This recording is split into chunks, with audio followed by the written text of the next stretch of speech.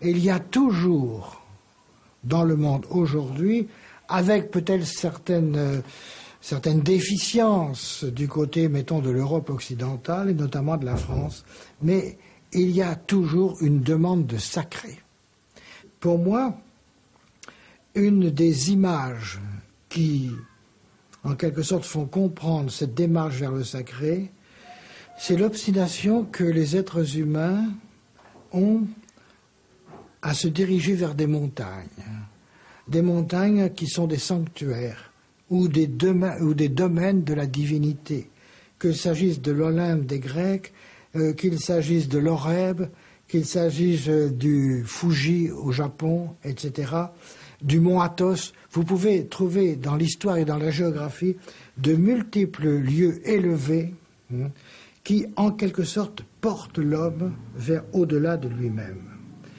Et il y a quelques années, Claude Durand, qui était le directeur de Fayard, m'a dit « Pouvez-vous prendre la direction d'un ouvrage qui serait consacré aux faits religieux, dans lequel des représentants des différentes grandes religions du monde ont pris la parole au nom de leur religion.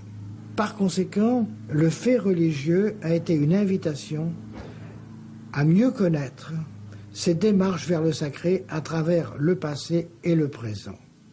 Et si le livre a eu une réelle audience en France et à l'étranger, c'est parce que on s'est rendu compte à la fin du XXe siècle que on n'en avait pas terminé, contrairement aux prédictions hasardeuses de la mort de Dieu, qu'on n'en avait pas du tout terminé avec l'expérience et l'expression de l'expérience religieuse. Actuellement encore, 80% des habitants de la planète pratiquent une religion. Et par conséquent, ça valait la peine de s'interroger sur ce constat. Le fait religieux est actuellement désormais enseigné en France dans les classes. Mais il faut dire qu'il y a réticence. Non pas tellement des élèves, non pas tellement des parents, mais des enseignants. Et ce n'est pas une pierre que je leur jette. Mais les enseignants et les enseignantes sont souvent embarrassés pour enseigner le fait religieux. Et j'ai entendu parfois dire, alors, on va leur imposer le catéchisme. C'est vrai, c'est une objection que j'ai plusieurs fois entendue. Or, il ne s'agit pas de cela. Il s'agit d'un enseignement historique et anthropologique. Bien. Qu'il faut par conséquent traiter avec beaucoup de doigté, beaucoup de respect du public. Mais il s'agit d'une information, mais une information qui ne serait pas donnée de façon péjorative. Une information qui se voudrait objective.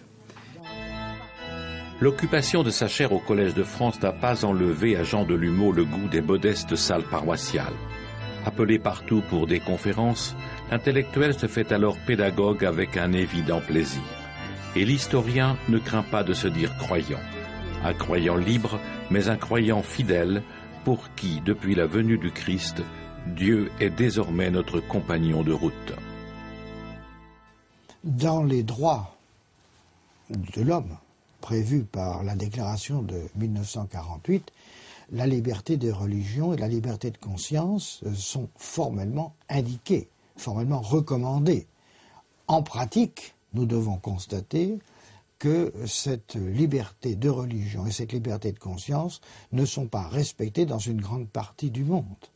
Alors il nous faut évidemment insister pacifiquement, mais insister pour ce droit fondamental de l'homme de pouvoir choisir sa religion ou sa non-religion, de pouvoir l'exprimer librement, et par conséquent, de faire un certain prosélytisme, à condition, bien sûr, que ce prosélytisme soit pacifique et ne se serve d'aucun moyen violent ou détourné pour imposer ses convictions. Personnellement, je compte beaucoup, si j'ose dire, sur les mariages mixtes pour adoucir les rapports entre les religions. C'est d'ailleurs aussi un des aspects de l'œcuménisme à l'intérieur de la nébuleuse chrétienne. Donc, il me semble que nous pouvons, nous devons et nous donnons déjà en Occident une image de cohabitation religieuse qui devrait être transposable ailleurs.